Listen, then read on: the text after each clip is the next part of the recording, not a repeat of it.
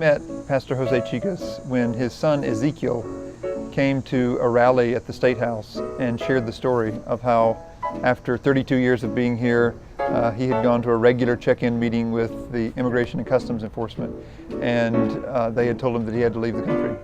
And Ezekiel was just about to graduate from elementary school and said, I don't want to lose my dad. And so we met and talked about the possibility of sanctuary as a way of the community coming around them and petitioning with them for a way for him to stay. On June 27th of last year, 2017, Jose came here to School for Conversion, and we invited him to be here on a spiritual retreat for as long as he needs to be. And that's been 384 days, and we don't want it to be one day more. But we're determined to stand together and to cry out with this family that's been separated, along with the many, many families that have been and are being separated by this administration's zero tolerance policy. I knew how it would feel to be free. I wish I could break all chains still binding me. Yeah. Now, see, my husband is almost 13 months. He don't work. They really have economic struggle now in my life. And now in this situation, I knock a lot of doors, and pastors, Latinos and American, and they told me, some say like, well, now it's like, I understand what your situation, but and my recommendation is go back to El Salvador and they will be great. They told me that because they think they don't support him because they say my husband broke the law.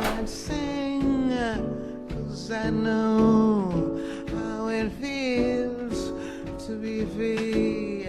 I'm the director here at School for Conversion, and we're based here in the Walltown neighborhood. I grew up out in rural North Carolina, but moved here 15 years ago really to be part of what God was already doing in this community through St. John's Baptist Church and through folks in and around here who had been kind of fleshing out the gospel and figuring out how the gospel gives hope and gives people courage to live in the face of white supremacy really for generations. This is a historically black neighborhood, and this church has sustained people through Jim Crow and through all of the backlash against the civil rights movement. The war on drugs hit this neighborhood really hard in the 80s and 90s, and yet people here are strong. So as we've come together as a community to offer sanctuary, we felt a lot of resonance between those old struggles and this struggle that's happening today.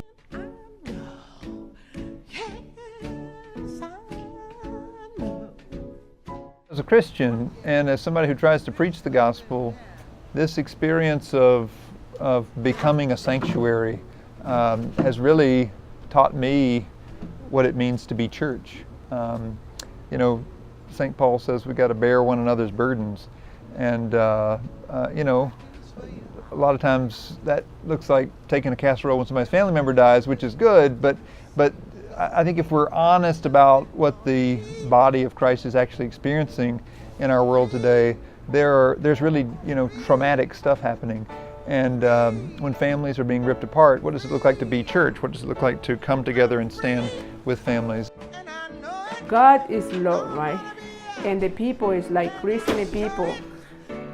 They supposed to, the Bible say, if you first love God and then love the neighborhood. Who's your neighborhood? Neighborhood can be whatever.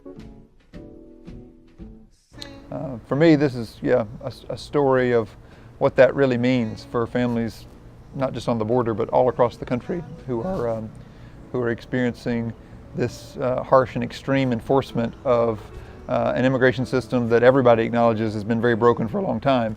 And it's really not just tearing families, but also communities apart as people try to negotiate how to respond to ICE enforcement.